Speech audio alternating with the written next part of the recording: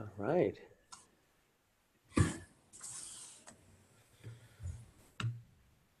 All right, there we go. Can you all see my screen? Yes. Yeah. You can see the entrepreneur doing the balancing act here. Not an easy balancing act, but I know each of you very well, so I know that you all understand this balancing act. So let's dive into it. Uh, the introduction could be super quick for now. So I'm Lars, and I'm very excited always about at least presenting my personal massive transformative purpose, which is resourcefulness for breakthroughs in every individual and team. I find that personally very compelling. I'm very passionate about developing my own resourcefulness, and in particular also developing resourcefulness in everyone else around me.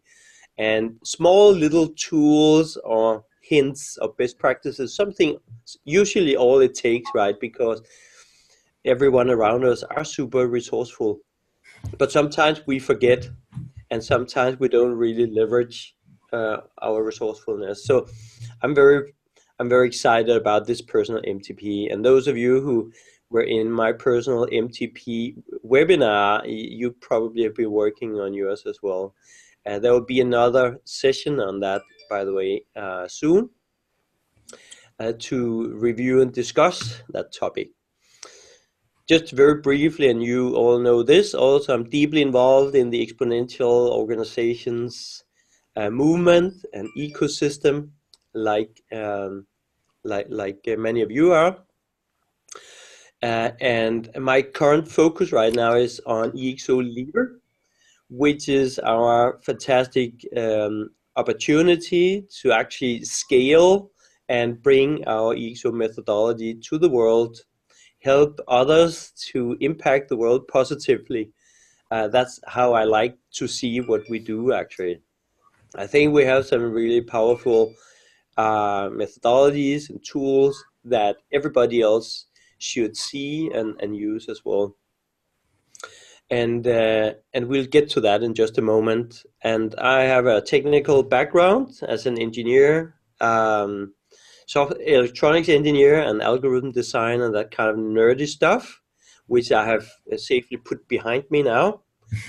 I've been doing a number of startups, technology startups in the education space, in life science and health tech, in financial technologies, in countries like China, India, Denmark, and the UK.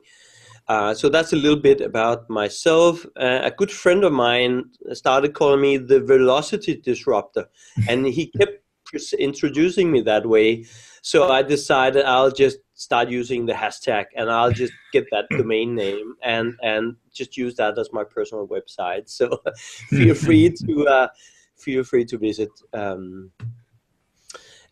Just very briefly about EXO Leader, which is one of my main focus areas right now. It's a global ecosystem that turns disruptive changes into exponential possibilities by unlocking abundance. And wow, what a lot of terms and definitions here, right? It to me, it sounds natural, and that's a problem, I think, because in terms of communicating to the world about what we do, there's a lot of terms here and definitions that can mean a lot of different things to a lot of different people. So I think we more than any maybe need a good definition list with some clear, simple explanations of what do we mean when we talk about disruption, for example.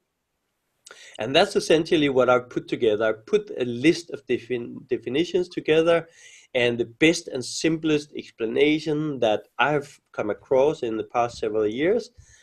And today I'm kind of launching this definition list and crowdsourcing it, so our ecosystem and anyone who wants to can contribute to the list, can add their own definitions and explanations to the list. We'll get back to that in just a moment. And like many of you, I came across the book Exponential Organizations a couple of years back, and it certainly certainly changed many things for me. I found it a very good description of what I saw around me, the immune systems that we all have in our organizations, where we kill our own innovative ideas pretty much all the time. But there are attributes that we can apply on our organization, and there are processes that can help us to innovate even we live in these immune systems. And I enjoyed the book as a description of what the world really is. It's not a look into the future. It's what we have had for the past many years. But what we haven't had yet, I'll just fast forward to the Exponential Transformation book. This is all the new exciting stuff coming now.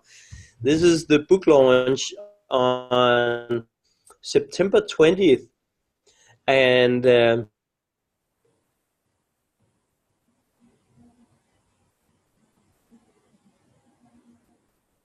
why and what we have seen so far.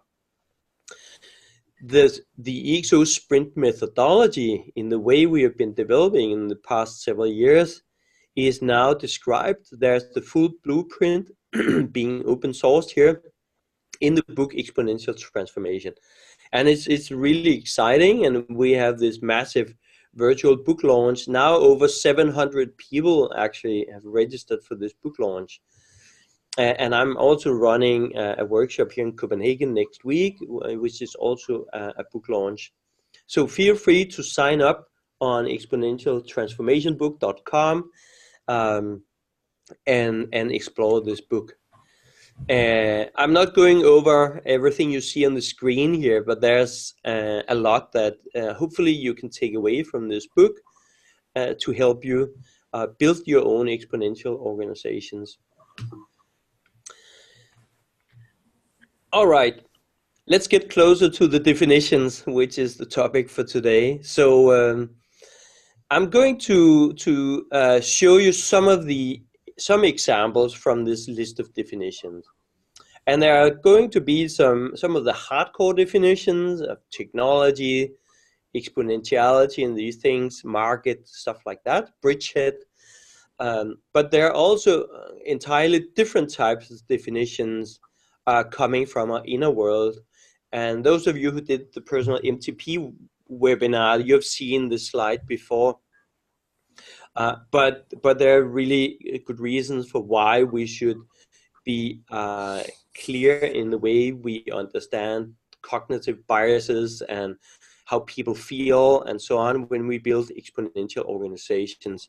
We're dealing with autonomous teams, and they need to be performing, they need to be self-sustained and these things. So it's very important that we both work with our inner world and our outer world when we build exponential organizations, and also when we use certain definitions in the way we communicate. So I will be sharing some examples of definitions both from our inner world and our outer world.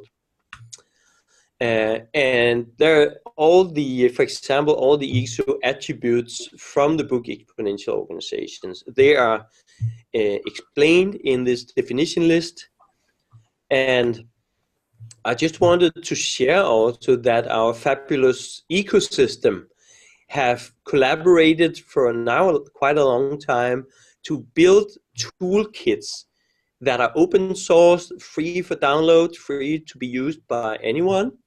So when you work with your own exponential organizations, you can use these toolkits with your teams to actually, for example, apply the staff on demand attribute on your own organization.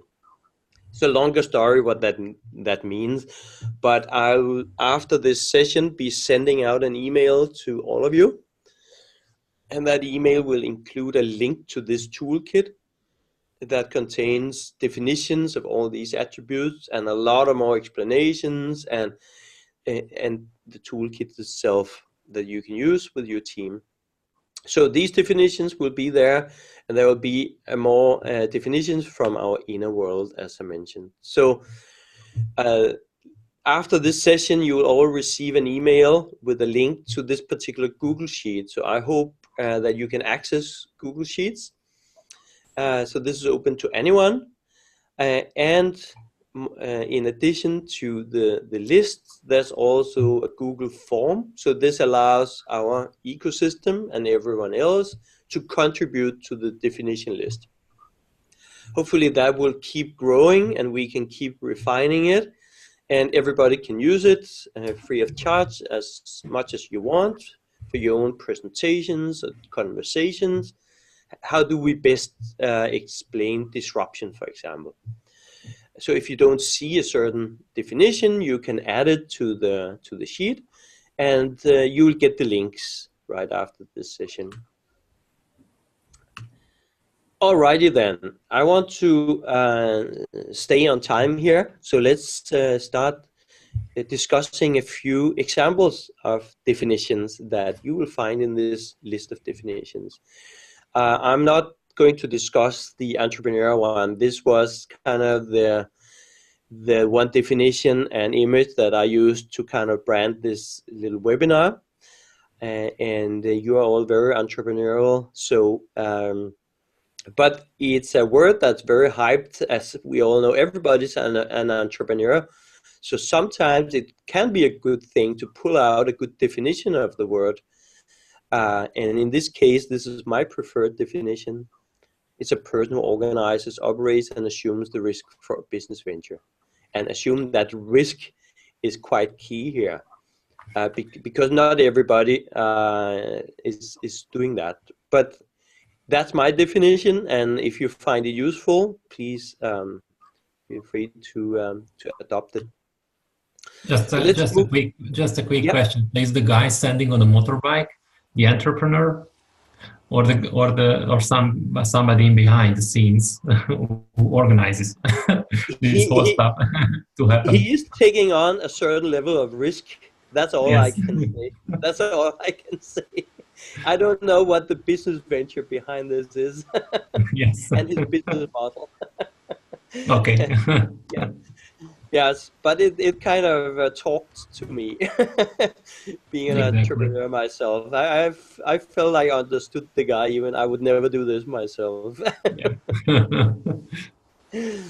Yeah, absolutely. But good question. I'm going to start off with a pretty straightforward one. I'm not spending much time on the technology definition. But science or knowledge put into practical use to solve problems or invent useful tools. And the thing is, we are starting, I certainly am, and many of you are actually talking or giving presentations in communities and ecosystems who are not familiar with technology, who are maybe not even early adopters of technology. So what do you mean when you say technology in every other sentence, which we tend to do, many of us? So it might be a good idea. It's just a reminder to myself more than anyone else to explain, if the audience needs it, what do I mean when I say technology? Because I'm going to say it all the time. So it might be a good reminder. And that's why it was put into the list of definitions. I think technology is becoming more and more invisible, because we are using without knowing that it's technology. Absolutely, absolutely. And we'll see if maybe that definition can be challenged. I'm sure it can. So, and maybe it will get a different meaning in the future. We'll see. Another definition I decided to bring in here is from the inner world more than anything, is the cognitive biases. And it's not because I recommend that you talk about cognitive biases in every presentation. Maybe you even want to avoid the word here. But in terms of how people perceive what we are saying, I think it's very important for all of us to study cognitive biases. And that's why I decided to bring this into the list of definitions as well. And you know, we get mind blown all the time when we see what's going on in the world, what technology is changing, and the pace of the technology change. But when we speak to others about it, I think many freak out. Some say you have no idea. This is crazy. This is crazy talk, right? That we'll not need any drivers in taxis in the future. So whatever you might claim in a presentation, and obviously our biases will be kicking in. The stuff we keep talking about disruption, about what's really happening, it triggers a lot of biases and a lot of immune reactions from many, for good reasons actually, right? And out of hundreds of cognitive biases that are very interesting to study, just wanted to share the example of the confirmation bias, which is what I'm mostly concerned about, really, because we only work with experts, really. When we work on a transformative project with an organization of any type, we are dealing with experts. Everybody that we work with are an expert at what they do. They're really, really good at what they do. And when somebody comes and tells us something different from what we see, from how we see the world, we kind of question it and we push back, and we very often reject it, saying, I'm the expert here, I've been doing this for 30 years, I have not seen any indication of what you're saying, right? So as an expert, actually, we have a problem. We have a problem of learning and being open to the radical change that's going on around all of us. So usually we say, come with a beginner's mindset, because a beginner is open to learn, and we are ready to at least challenge everything we hear and study whether this can be true or not. So I just wanted to add this to the mix also. It's very important for the way we communicate. Another thing, and this might sound a little bit crazy to include words like failing and failure, but one of the biggest challenge that I tend to see in teams is the fear of failing. And it's totally understandable, because to get a good grade in school, we need to avoid failing. We need to play safe, do what we are being told, and later in our careers, it's pretty much the same pattern again. If we go against orders and suggest something different from what the organization had in mind, and if we fail, we're in big trouble. But failing is very important, and I find it personally very, very helpful to explain the definition of failing. What does that really mean to those who fear failing? In my opinion, failing is trying something that you learned doesn't work. And I marked it with green color here because this is a good thing, right? Trying something that you learn that doesn't work. That's a good thing. like Edison, who found 50,000 ways a light bulb couldn't work. It's a good thing, and we need to be the ambassadors of communicating that. Don't be afraid of failing, because you just learned something new, and then you try again and again, and you will fail 10 times per day or more for the rest of your life, and that's a good thing. The failure, however, is a different story. That's when we have been knocked out, and there's no way back. But that only happens once, right? So let's not talk about failure. Let's talk about failing and make it a good thing. And then I've been running a session on these things in Hong Kong recently, and one gentleman in the audience, he said, actually, this quote that I'm sharing now was very helpful for him, because he was doing a startup, and he felt like giving up. It's like, I'm done. I don't know the next step forward here. But I just enjoyed when Richard Branson from Virgin said, when you feel like giving up, just take a break, right? when you get back to your challenge, you will have renewed energy, and you will probably have some new ideas to how to learn again, how to take your next steps. So I just wanted to keep it in here, since actually quite a few have appreciated this quote. So let's keep failing.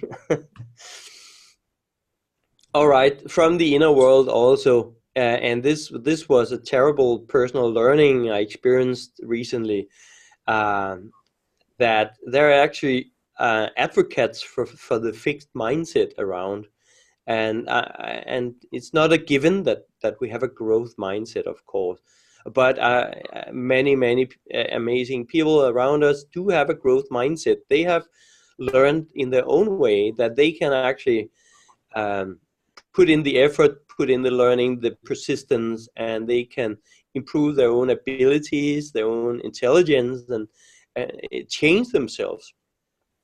And all of you are certainly ambassadors of the growth mindset. We also obviously know, and Dr. Carol Dweck gave a TED talk a couple of years back. It's a wonderful TED talk. I strongly recommend you to watch it, about the growth mindset versus the fixed mindset. And many students actually believe, and they are being made to believe, that they have whatever basic abilities they have the intelligence that nature gave them, and whatever talent they had, and that's it. You're done. These are fixed traits. Whatever you do from now on, this is what you have to work with. And I heard a psychologist recently speaking to a group of parents, also where I was sitting and my son was there, and explaining. The psychologist had the clear belief that our mindsets are fixed, and you cannot change these things. So I just I'm an advocate of educating people on these topics. And so if you haven't watched Dr. Carol Dweck, her TED talk, please watch it. It's very inspiring, and there's a lot of research, scientific research behind this. This is a long story. It's not for today, but in general, positive thinking is actually way more than a motivational tool. So it brings me to two terms that I have put into the definition list also. And these terms are widely used when we talk about exponential organizations and positively impacting the world and building the team that can make that change happening. I wanted to quickly also explain the scarcity loop and the abundance loop. And the scarcity loop, to begin with that, it starts out really with feelings that we all know. We feel at least uncertain about many things. And that can very quickly evolve into some level of anxiety, even at some point to fear. Hopefully not, but it does from time to time in some situations. And these negative emotions, while they are important for many reasons, but they lead very often to poor decisions in ourselves and in our teams.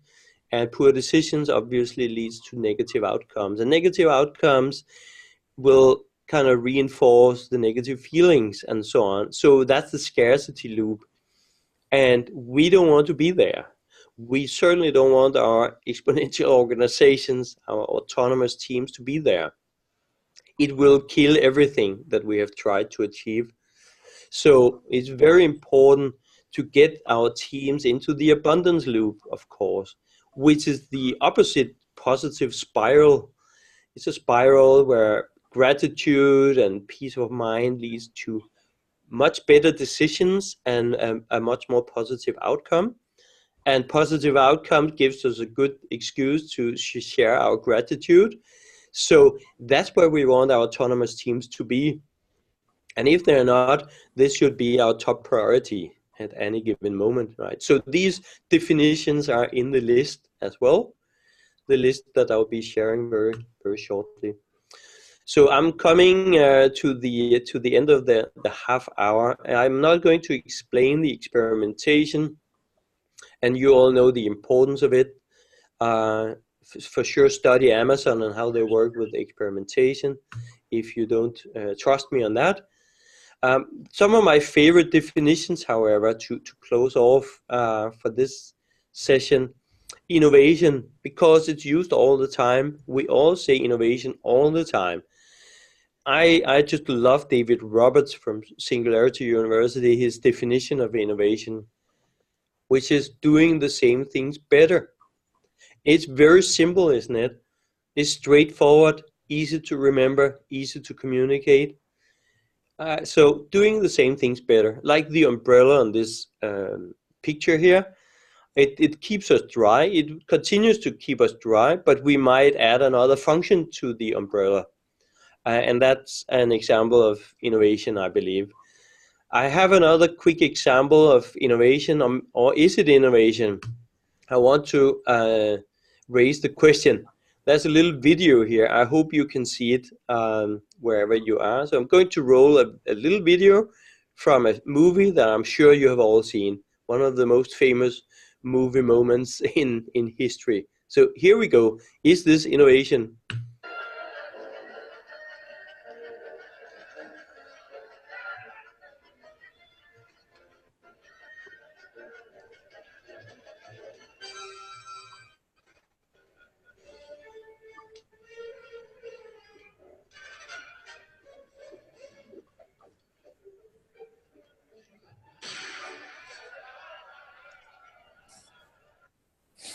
There we go.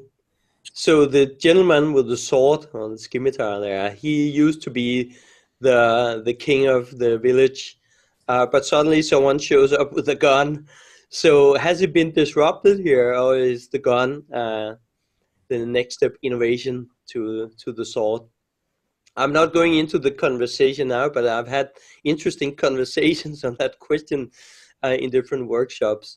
And I enjoy watching this movie. So just an opportunity again to share an example of innovation, or maybe this was an example of disruption.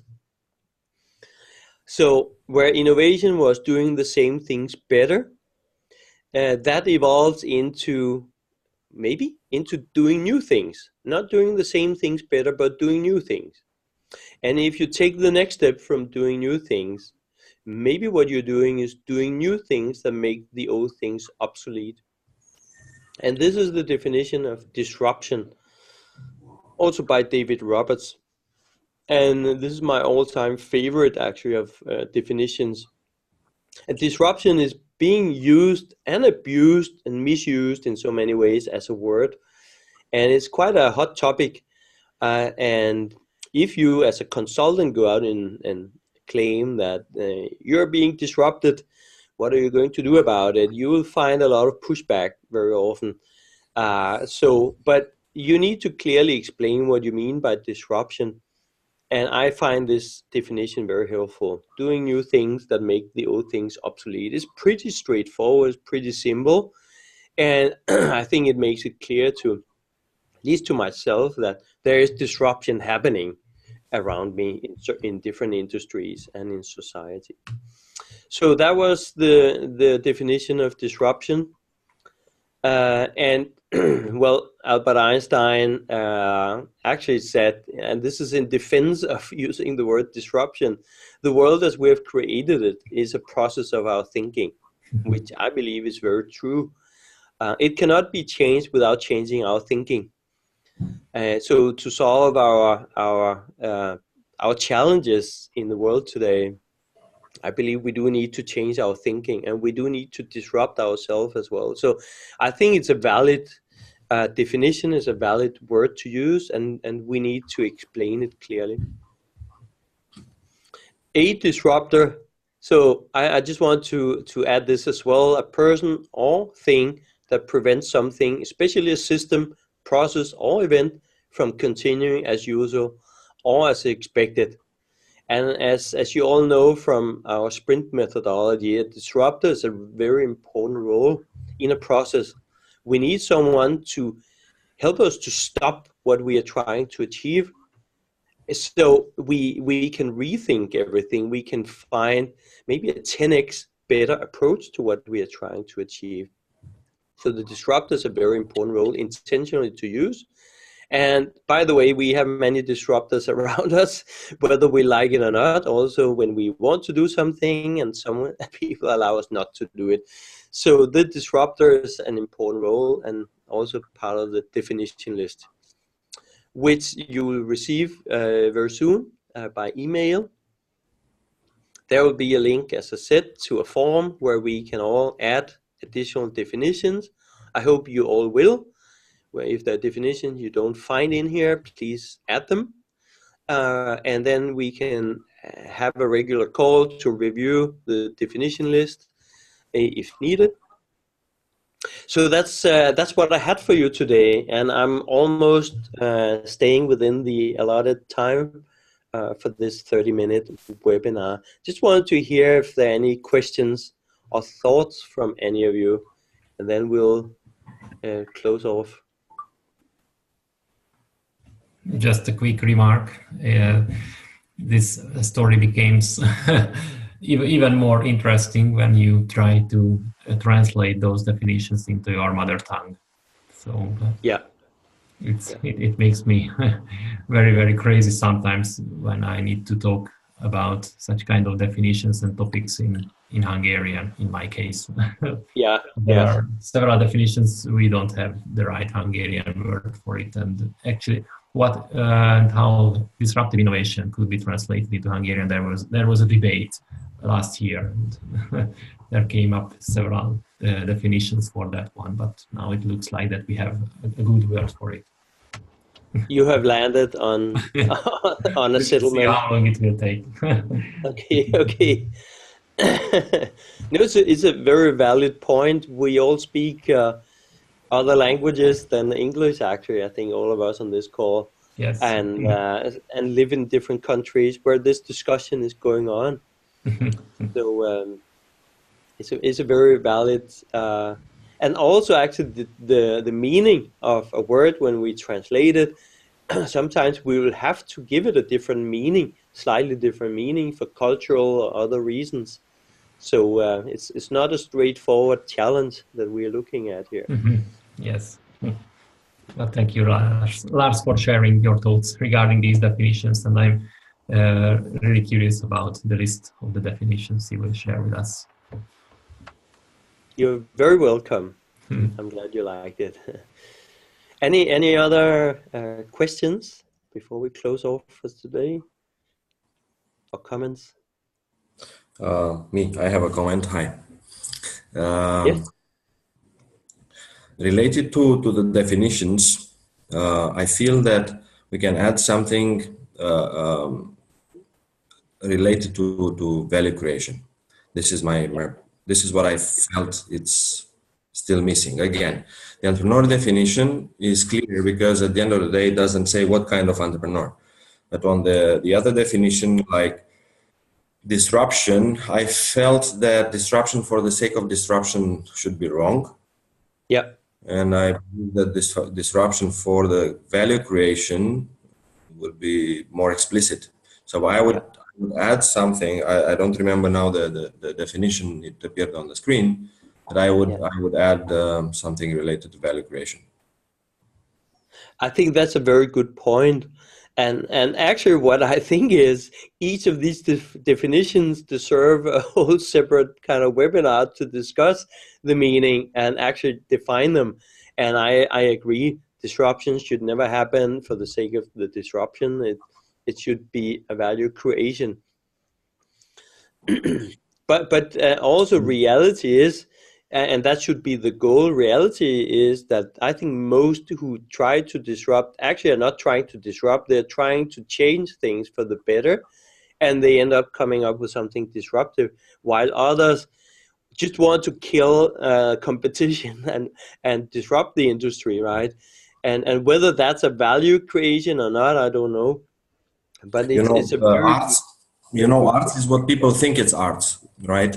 And actually, value is what people believe it's of value. And at the end of the day, for example, if you look all the disruptors like platform businesses usually, whether it be Uber or Airbnb, everybody wins except their industry. Yeah. Actually, yeah, with Airbnb, everybody wins: the consumer, the stakeholders, except the competition, the traditional competition. And this is funny. It's the feature of each good platform, but they are somehow creating value. I'm not saying that they are all meant to do that, but still for the moment, this is. So this is somehow, I feel this I would add. That was the only comment. Plus with the expert, while reviewing again recently the book of the Black Swan of Taleb, I like very much the fact that he uses expert only for people who can address the past somehow, or accountants or mathematicians, but not for people like looking into the future, because it's guessing, it's forecasting, and that's not an expert, maybe a specialist. That's actually a good way to define a role, a very important role for the expert. Yeah. It is. So again, I resonated the most with it based on what the thought I gave around this term. I felt it made the most sense out of everything I've learned so far. So sounds good. So I will send you the full list, and we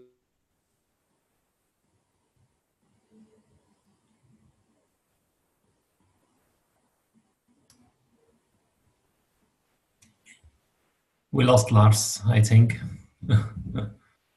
yeah, it's freeze. Yes.